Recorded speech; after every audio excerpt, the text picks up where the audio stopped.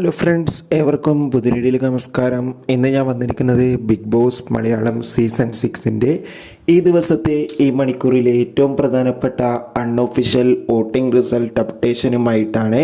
വീഡിയോയിൽ മുൻപ് video like ചെയ്യുക, ചാനൽ സബ്സ്ക്രൈബ് ചെയ്യാൻ വേണ്ടി ശ്രമിക്കുക.